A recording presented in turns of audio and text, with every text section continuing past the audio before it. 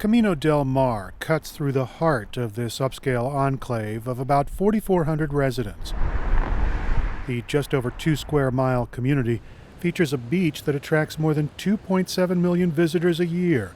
But Del Mar City Council member Terry Gasterland says the seaside location puts more than $1 billion worth of homes in the path of a rising ocean.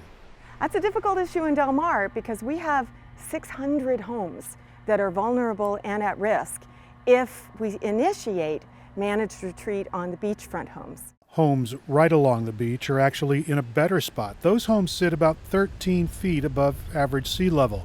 Gasterland says homes behind them are only 7 to 5 feet above. She says giving that property back to the sea is widely considered a bad idea here, so the city's alternative is to bolster local beaches with sand and protect lower-lying homes with a natural berm. Gasterland says that's enough for now and the next few decades. After that 50-year mark, after 2070, the cone of uncertainty broadens.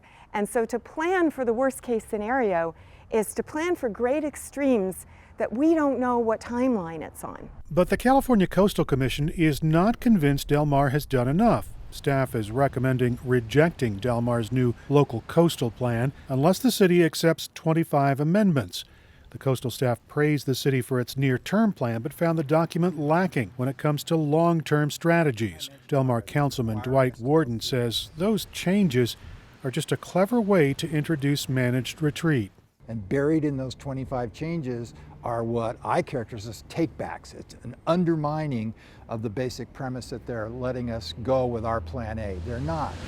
The Surfrider Foundation disagrees. Stephanie Seekich-Quinn says the commission changes are practical and help the community draw up a long-term plan to cope with a retreating shoreline. We cannot put our head in the sand and look down the road and pretend like we're not going to have to deal with that. So if we do that now, if we put our head in the sand now and ignore the inevitable parts of climate change, it's just going to get harder in the future. Seekich-Quinn says adjusting the local coastal plan would allow Del Mar to prepare now for changes that are coming.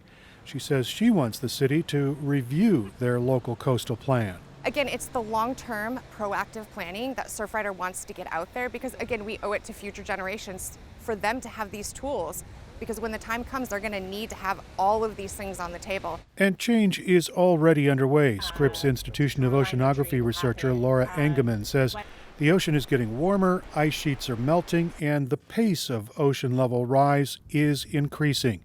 She says how fast or how severe that change will be remains undecided. Some of it depends on what people do about carbon emissions. And that makes policy decisions difficult. We need to think about ways that the science can support those kind of adaptation pathways and give a sense for the pace and the acceleration as much as possible. One thing that we can do is work with our cities to really develop more strategic monitoring so that we're really tracking what's happening to our shoreline. The Coastal Commission and Del Mar City staff are continuing to talk about the city's local coastal plan in an effort to find common ground. A decision on this issue could set a precedent for the rest of the state's coastal communities. Erik Anderson, KPBS News.